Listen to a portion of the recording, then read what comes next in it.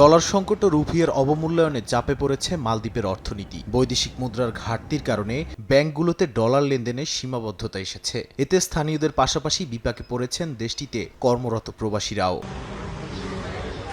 সবচেয়ে বেশি সমস্যায় পড়েছেন লাখের বেশি বাংলাদেশি। স্থানীয় মুদ্রায় বেতন পেলেও সরকারি রেটে ডলার সংগ্রহ করতে না পেরে অতিরিক্ত দামে কিনতে হচ্ছে। তাই দেশে রেমিটেন্স পাঠাতে বাড়ছে খরচ ও জটিলতা। এ সংকটের সমাধানে প্রবাসীদের নিয়ে মতবিনিময় সভার উদ্যোগ নিয়েছে বাংলাদেশ হাইকমিশন। মত বিনিময় সভায় আসলে আমরা আশা করছি এটা বাংলাদেশে হাইকমিশনের একটা ভালো উদ্যোগ, যেখানে আমরা যারা প্রবাসী আছি মালদ্বীপস্থ সবাই আমাদের দাবিগুলো উপস্থাপন করতে পারবো। আমরা যারা প্রবাসী কর্মকর্তা আছি আমাদের খুবই সমস্যা, আমরা যে টাকা ট্রান্সফারের বিষয় নিয়ে আমরা খুব একটা সমস্যা আছি।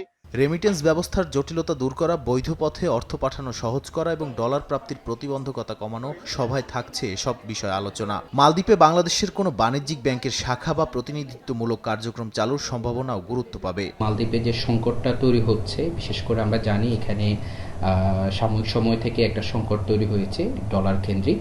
তো আমরা শুনতে চাচ্ছি যে আমাদের প্রবাসী ভাই বোনেরা তারা কি ধরনের কষ্ট বা কি ধরনের প্রবলেমগুলো ফেস করতেছে, আর একসাথেই আমরা এটা চাচ্ছি যে কোনো একটা সমাধান বের করা যায় কিনা। প্রবাসীদের সরাসরি অভিজ্ঞতা ও সুপারিশের ভিত্তিতে কার্যকর উদ্যোগ নেয়ার আশ্বাস দিয়েছেন সংশ্লিষ্টরা। সংকটের টেকসই সমাধানে বাংলাদেশ সরকারকে বিষয়টি অবহিত করার কথাও জানিয়েছেন মালদ্বীপ সফররত ফেনী জেলা বিএনপির যুগ্ম আহ্বায়ক গাজী হাবিবুল্লাহ মানিক। লক্ষাধিক প্রবাসীর অনেক কষ্টে অর্জিত রেমিটেন্স দেশে পাঠানোর জন্য একটি বৈধ ব্যাংকিং চ্যানেল খুবই প্রয়োজন বলে আমি মনে করি।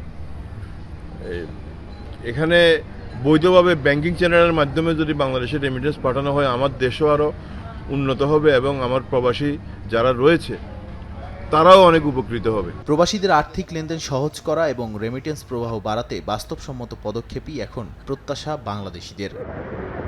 সময় সংবাদ, মালদ্বীপ।